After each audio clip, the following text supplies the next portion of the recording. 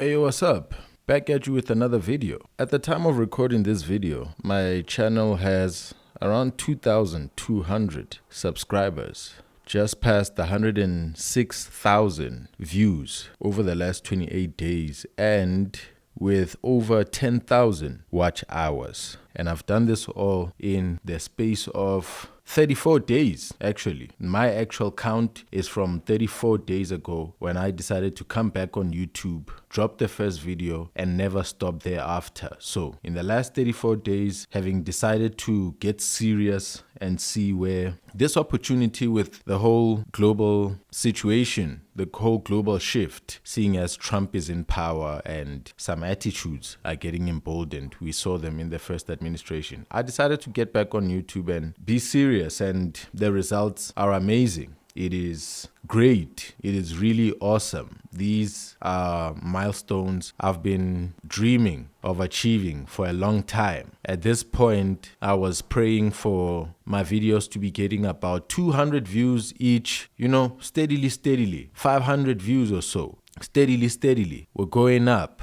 I thought when I started this, my initial thought was in the next 30 days, where will I be? I think I'll be getting about 200 to 500 views a video. I never thought that I'd have one view go up to 16,000 views right now. I'd have several over 5,000 and have my normal viewership currently be about 1,500 guaranteed per video, Pretty much some just tank and don't really hit, but I'm here feeling extremely blessed and quite emotional. It is quite scary now. 106,000 views. I mean, if I imagine all of those people being in a stadium, that's almost two stadiums. One maybe about 80% to capacity. Two F&B stadiums, soccer cities. So yeah, man, I am starting to feel kind of timid. I never expected this much. I really never expected this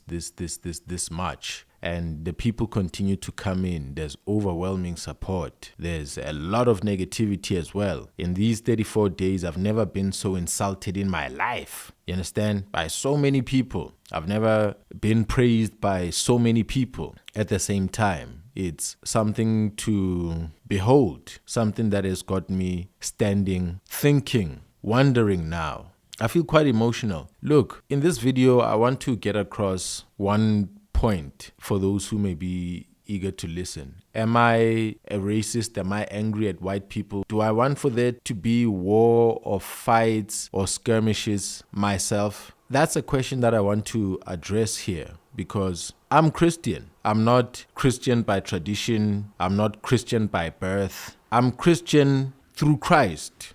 I am somebody who has accepted in his mind and confessed with his tongue that this Jesus Christ, whom is captured in this so-called Bible, this Son of God, this explanation of good and evil, where we come from, our creation and our future, our enemy who is the devil who has power, actual, what we call magic, actual influence over people. His operation in them manifests in our chaos and our destroying of one another. So I kind of probably even grew up at some point thinking that maybe in the future I'll become a preacher. But my father is a preacher. I'm not. But being raised by a preacher, there's this expectation that is over your life where people think naturally you should just follow your father and become a pastor. So for some time, I also thought, could that be me? So I spent quite a considerable amount of my youth pursuing to craft myself as an upstanding young man, to understand how to be a gentleman. Being a gentleman is something that I learned in high school, fortunately. I went to a high school where it was quite different from the primary school I had gone to. I had attended primary school in the township from grade 1 to grade 7. And so I went to high school at a predominantly white school in Edenvale. My father was the senior call him the manager at the post office there. So him working there allowed me to become a student at that school over there. And so I was that kid from the township who puts on a blazer and tie, clean uniform. It's a school that is serious about its uniform, and off I go, taking taxis and coming back late in the afternoon after other kids have come back because I travel a distance. So being dressed up with a blazer, tie on, conducting ourselves in school, the matriculants, let me not call them matriculants, the matrics, the grade 12s, we used to refer to them as sir and ma'am when we meet the boys and the girls, we younger ones. And so in matric, I experienced younger kids suddenly calling me sir and ma'am. And it was a very touching and empowering thing. Even the white kids had to call us black seniors, matrics, sir. White boys would walk past and say, hi sir, sorry sir. And it was chilled. So with my Christian upbringing, the expectation that I might become a minister because it has to be so, and my high schooling and my personal character, I quickly saw from attending a suburban high school what is missing in township education, what is missing in township culture. And so I assimilated those values, those disciplines. There was a demerit form, which was how we got punished. So it's a system that basically says you've got your full points as a student. As you continue to commit wrongs, your points are deducted, so you're demerited. So with every offense, you become a lower person in society. I think it's what the Chinese are currently implementing. There's a social points system or whatever, where people of a certain behavior are monitored and certain behaviors decrease your social points, and that disallows you from entry or participation in certain things. I don't know. So I assimilated all of these things, and even after high school, I continued to conduct myself as a guy who is pursuing to be righteous, pursuing to be well, pursuing to not harm, pursuing to have great accomplishments. In school, those who were doing above and beyond academically or in the extramural work, they got badges and scrolls on their blazers. When we were wearing black blazers, that was the majority color blazer the school was wearing. Those who were excellent wore a white blazer, and you could just distinguish that those are the best among us, And so that gave me a competitive spirit that has never left me, truly. Even after high school, I didn't attend university for too long. I had hoped to go to university, live in the res, be a student, go up and down to class, but my mother felt that I was too precious, her only child. She couldn't have any other kids after me. So she held me close. When I had to go, she didn't let me go. My parents straight up refused for me to register and go to a university where I'll be away from my parents, away from their supervision. So after high school, I stayed under my parents' supervision. I turned 18, 19, 20, 21, 22, 23, 24, 25, 26, 27, 28, 29. That's when I finally left, having gotten married. And now I had a month to vacate home. And so I moved and came to live where I live now. And I've been living here. So with my schooling, with the disciplining I got there, with my Christian upbringing and my expectation to become a minister, living under the supervision of my parents who are pastors, who run a small, poor church out in Tembisa, struggling financially for years, aided by my parents' personal finances so that they can continue to be a spreading of the message of God, so that a certain community, a number of people that we've all known and loved each other to remain together, praising God, remaining shielded from the crap of these last days. As the world just degenerates and degenerates are celebrated, my parents are maintaining a small struggling church that has pretty much wiped our finances as a family. And I remained a servant to that church for many, many years after my high schooling, attending church pretty much every Sunday without fail, year on year, being the piano player in church, being the one who prays for the church in the morning, being the one who gives small preachings, either for offering or for welcoming or for encouraging. If you have been raised in a church, you will know. And so that's the life that I lived. Plugging the instruments, the pianos, the speakers, the drums, positioning them, plugging in guitars, disassembling things, packing them. When we're traveling, I'm responsible for packing things in the trailer, and we are off transporting people up and down, being a driver, members of the congregation in the back of the van. And I'm driving distances, delivering people to their homes, fetching people at night. Let's say there's a couple fighting and the husband calls my father. My father then tells me, hey, yo, hit the keys, head out. Mr. So-and-so is in trouble. His wife has gone nuts. Go and rescue him. Come bring him to sleep here. And so now I'd fetch a dude and he would have to come now and sleep with me in my bed, having gone and fought his wife over there. So the point that I'm trying to make about all of this is, as we come to this point where I've received 106,000 views in the amount of time that I've done this content,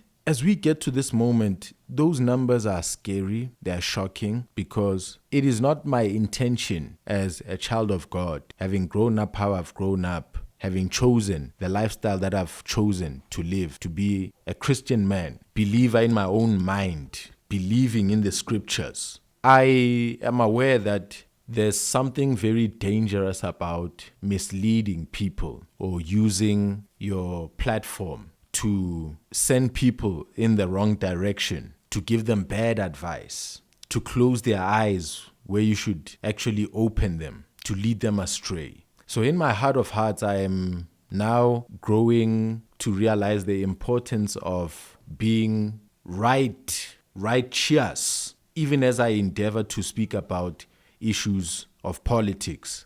And these issues are emotive. These issues deal with race. These are issues of pride, where a certain race is demonstrating and constantly demonstrates its dominance and superiority over blanket and entire people. There are white people who are not well-schooled, who are not well-spoken, who are broke, poor, without money, addicted to drugs, who've got mental illnesses, who are not superior, blanket general, as white people would want to say. Their status, their lack of education makes many black people who are educated better than them, better than many Indians, better than many coloreds. We all vary, but there's a desire to blanket infantilize us as black people currently. I mean, really, seriously? After all of the slavery movies we've watched, after all of the Nelson Mandela, hoo-ha, he's free, freedom, racism is over, it seems there are people who are acting very anti-Christish, who are acting very dystopian, who wants to bring about something that is only conceivable in a movie, who want to bring about the Hunger Games. There are people who want to blanket fetch a person with my brown skin color to generalize and assume everything about us and to class us as extremely low in the current moment while white supremacy is being pumped up. So dealing with these emotional issues, I deal with them as a black person, I deal with them as a man with my own personal pride, a man with my own achievements, a man who understands that in many regards there are white people that I supersede. I am superior in my achievements to them, but not superior in terms of my race or anything inherently black about me that makes me superior to them. I got stuff that they ain't got. I got thoughts that they ain't got. I've got a health that I've worked on and pursued, watched content in order to achieve, and they ain't paid that level of detail to get that kind of health. So all of these nuggets and fruits that I've collected for myself, indeed, I value myself and see myself as an achieved, outstanding black person. Now, I mean, consider I've just hit new levels by doing this YouTube channel, going at it with the intensity that I've gone and achieving the numbers that I've now achieved. There's yet another badge, yet another scroll on my blazer. I am doing things that many have not done, and I hope to motivate many to see this example and do the same. From dropping out of high school, going at it and pursuing this whole thing of being the dropout entrepreneur. I never actually wanted to go around saying that I'm the dropout entrepreneur, but my parents having refused me to go to varsity and be at res, etc., and be a student full-time, I had to register for UNISA. And registering for UNISA meant that I was receiving books in the mail, textbooks via courier, and I now had to sit in my bedroom and study. That's what my parents and my father were suggesting, that I should be in my bedroom studying. If I'm not studying, I had to just take my books, go to the township library, sit there in the heat with air conditioning that doesn't really work, with that stuffy stink of hundreds of people there. And you could see so many black young people studying at UNISA, trying to self-determine themselves. A library was an amazing thing for me to experience. That's why I saw for the first time, we are the people who were the students in high school, and we are now in the league of those who are grown up, and we have to bring ourselves to the library in the same way that we would take ourselves to school. But now we are a bit more independent and we have to drive ourselves. And I just was really struggling to continue to drive myself to go to the library and sit there while it's hot and take a break like I'm still in high school, go and eat a kota in the corner there with a small juice, and then return where I left my bag at with my books so that somebody doesn't move them. And then I sit back there again, it's completely quiet, flipping pages. When pretty girls were passing, I was looking at them, man. I was just not able to do that. So I started missing out on exams, making excuses. And I told my parents that I'm not able to take it. And so I dropped out. And when I dropped out and my father was angry and was not concerning himself to pay for my fees anymore, I decided to go serious about becoming an entrepreneur, which is what I was studying at UNISA, entrepreneurship, towards a BCom. Did my first year and then dropped out. Passed quite nicely. So since then, I've been carrying this on my blazer, remembering that I am a dropout. It wasn't my intention to carry that as a title, but that's who I am. And now I'm an entrepreneur. There's stories of Bill Gates and men who started startups in their garages in Silicon Valley. And I'm now a Tembisa boy, dropout, entrepreneur, reading books about the Bill Gates, the Donald Trumps, the Larry Ellisons, the Mark Zuckerbergs, now when social media was starting to come up, watching the movies, The Social Network, etc. So I become an importer of goods. It's something that I learned in high school, to import goods from China. This is something that I learned in 2006. I import my first package from China of memory cards. And after high school, it's something that I pursue to strengthen and properly get into and make it work for real. See if I can become a success, And I continue importing goods, memory cards, importing shirts, importing cookware, trying to distribute it, knocking on doors at EdCon and retail stores. At 19 years old, I'm trying to propose a cookware that I've imported from New Jersey, from the United States, from a company by the name of Ceramcore, and they've got cookware called Extrema, ceramic cookware, and I'm trying to distribute it in South Africa at age 19. And then thereafter, some years later, that never succeeded. I never could get through. Wherever I would knock, I would end up with perhaps a white or an Indian procurement officer or somebody who was just hostile and scary to me as a young person who wanted to sell products. I believe that they could hear that I'm black and I'm attempting to participate in an economy that they know to be filled with white and Indian participants, the owners of the South African economy. And so I was never treated nicely whenever I would reach the person who is necessary. And so that never worked out. And I would start now flying to China with some business partners at the time. And that import business would become successful for a time before things happened, things that I don't want to discuss. And I decided to come out of that business and maybe pursue something in media, maybe buy a camera, be a content creator or something. And during this time where I leave that import and export business, I abandon it. It's my business that I started. I took business partners on, and now I'm leaving that business to go do something new in media, buying a camera for the first time, learning to edit, learning to do voiceover, learning to lay over music, learning to color grade, learning to tell a story, learning how to write. That was my next direction. I'm getting lost, but I want to bring you to the gravity of this moment, to how I feel, the journey that I've been on. I wish to tell you about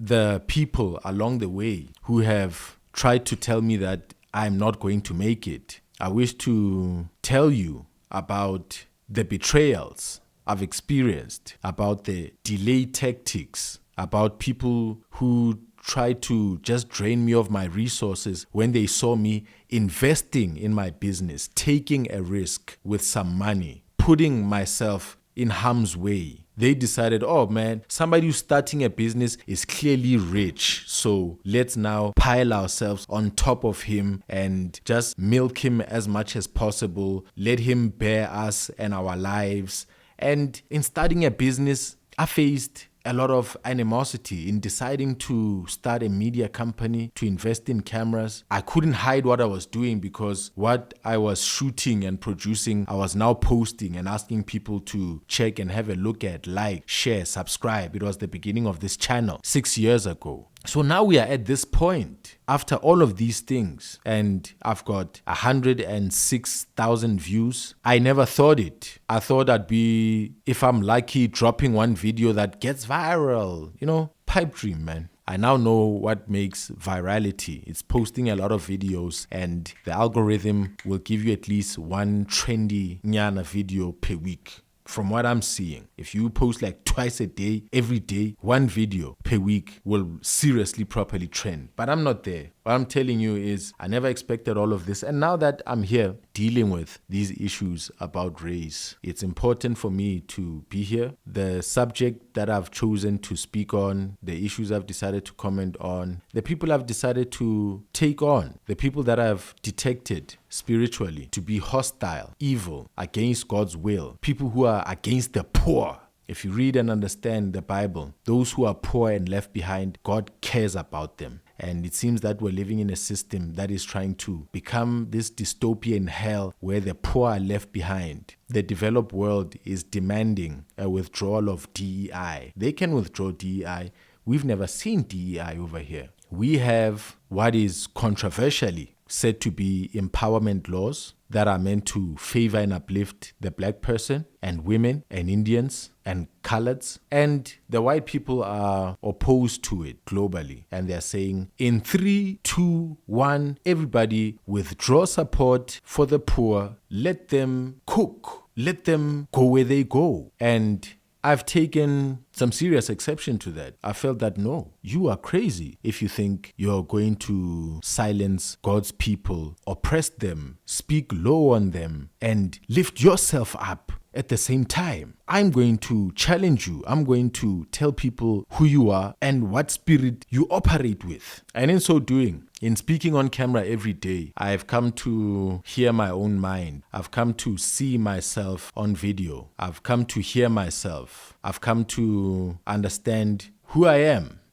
Keeping a journal, if you've ever had the advice to keep a journal and you've kept one, you would understand how good it is to have a record of yourself as you grow. I've never kept one, but I have a record of my life in my head. A lot of us carry on like that. But what I'm talking about is these videos, talking on these subjects, watching them, looking at myself. It's a journal. I'm seeing myself from the outside of me. I'm looking at myself, and it's a strange and amazing thing to see, to learn about myself this way, under these pressures, with events happening and me pitching in and saying what I say about it, and seeing my personality come out whenever it does, to see my personhood as a black person, my life, my timeline. As I live right now, I'm black, I'm brown, I'm an African. I understand, and I've traveled to destinations where I've seen the Chinese in their land. We live with white people. I've associated with them in school. Since then, I've never really associated much with white people. I've just gone back to the black population, living among the black people, having black friends, and that's been that. And now getting back on YouTube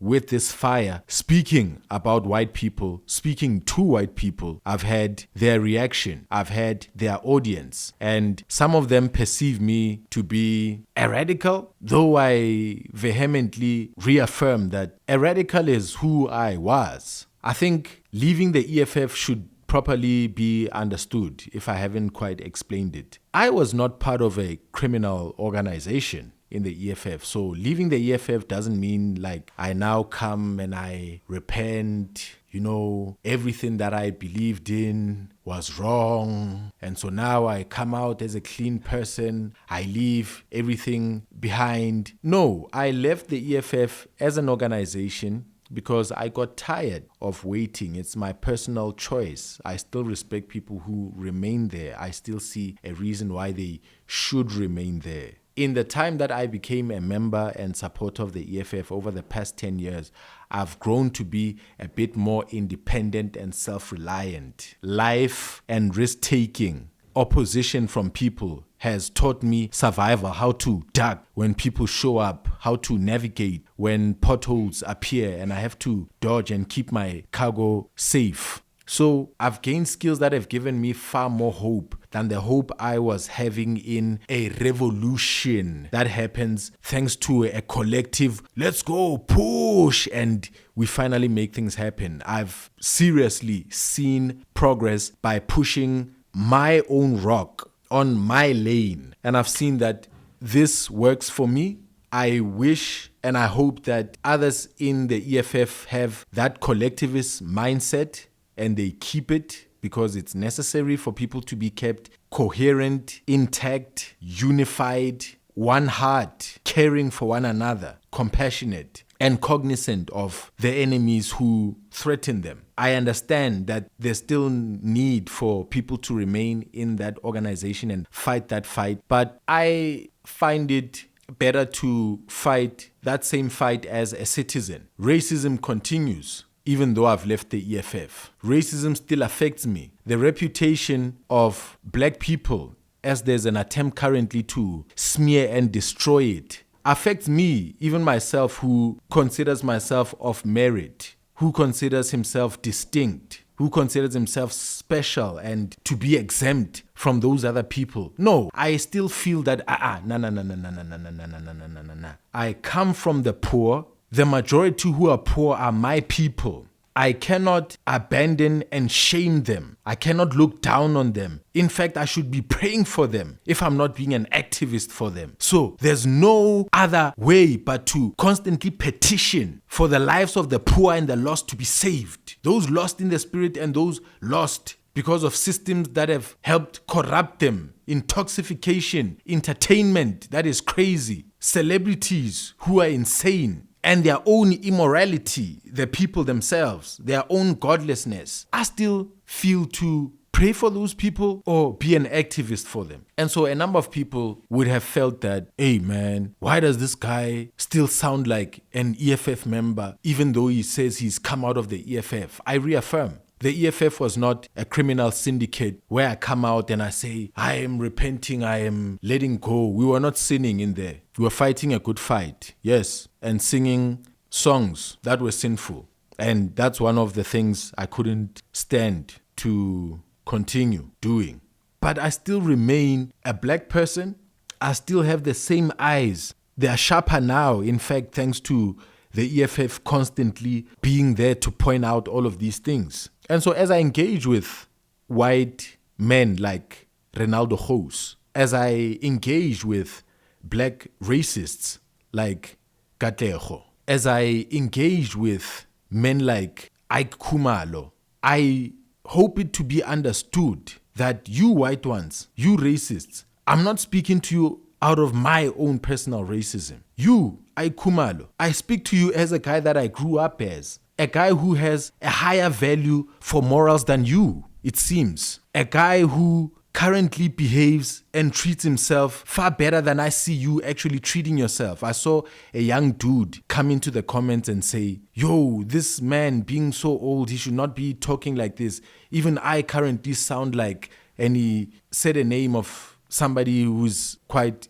smart and high up. I fear to be wrong and to mislead people because truly from the depths of my heart, I am who I am. And I do not intend to use this platform, having longed for it, having pursued it for so long. I do not wish for this platform to become one that destroys. I plan for this one to be one that builds. And please, some of you may be ladies who come into my comments there. There's somebody who came in saying that I appear quite arrogant. I make good points towards Ronaldo, but I seem arrogant and hateful towards another people. I am not hateful towards another people. I can speak to somebody who is hateful, address their hate, feel their hate towards me, and quite frankly, care nothing to hate them. I've seen and felt enough racism. This thing, let's be honest, guys, you who have felt racism, you grow a thick skin, right? You do, man. Haven't you watched Django and watched those movies where people were being called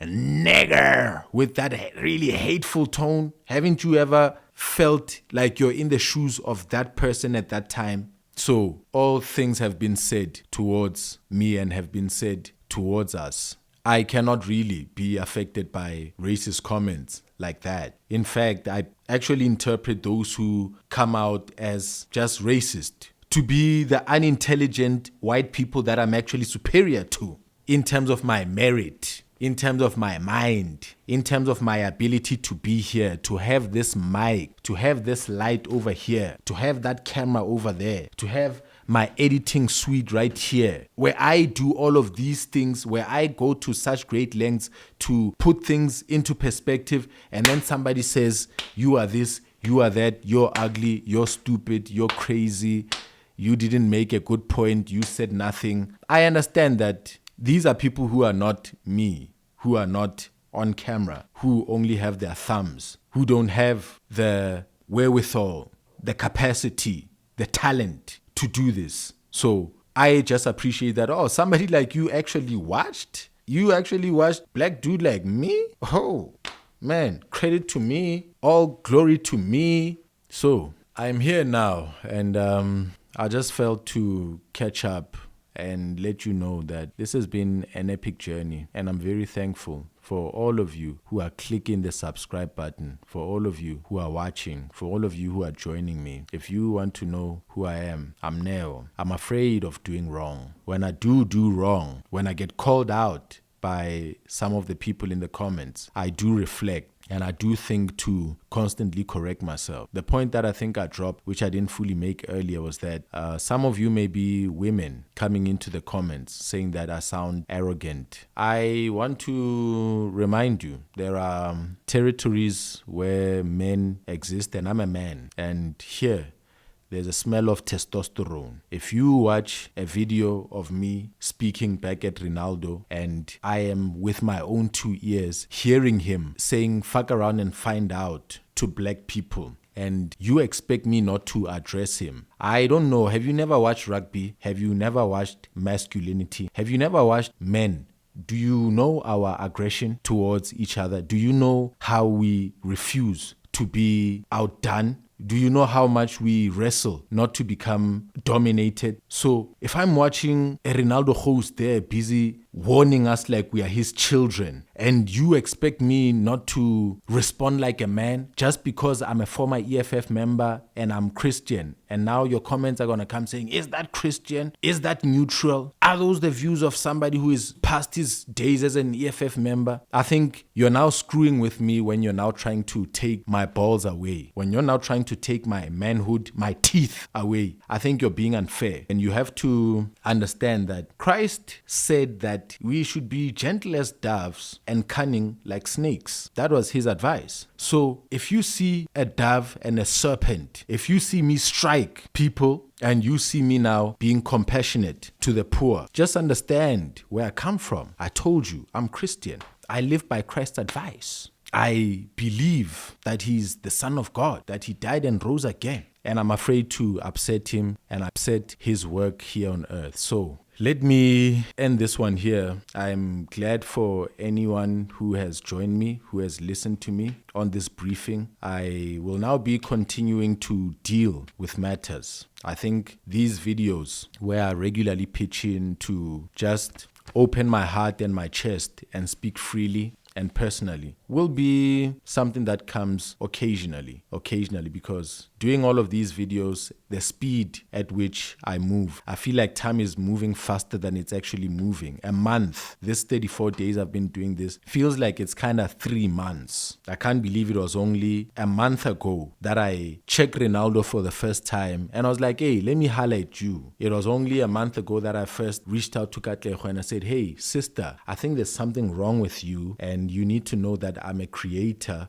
who is going to be on these streets for some time, and my content will be one that is seeking to protect the people that you are attacking. I'll be seeking to lift the people that you are demoralizing. I'll be trying to inform the people that you're disinforming. It was only a month ago, and I've probably done 5 videos about Katlego, 6 videos about Ronaldo House, and it's been a crazy ride. It feels like it's been 3 months, but it's only been a month. I wonder where we will be in 2 or 3 months as Trump continues to be threatening, and it all looks insane because none of us are willing to accept to come under the hand of, even if he be the Antichrist, Donald Trump. If he's just the United States president, then he's a small boy and he will be effectively dealt with by those who are wanting to prevent and shed light where dark men seem to be rising to meet the prophecies that have been spoken about charismatic leaders who will fool many, who will be so cunning that they'll fool perhaps even the elect of God.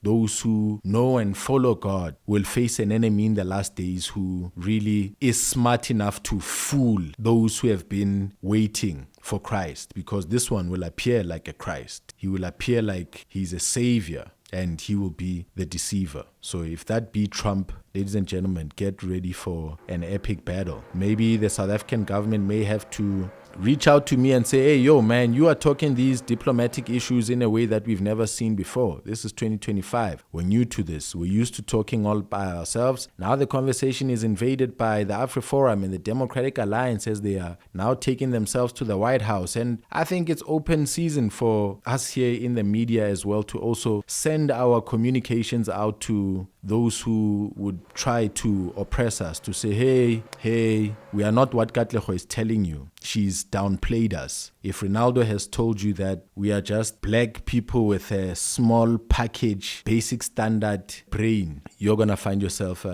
very shocked there, Donald Trump. So you better watch out. Ladies and gentlemen, hope you like, hope you share, hope you subscribe. I will see you next time. I love you. Thank you for growing the channel.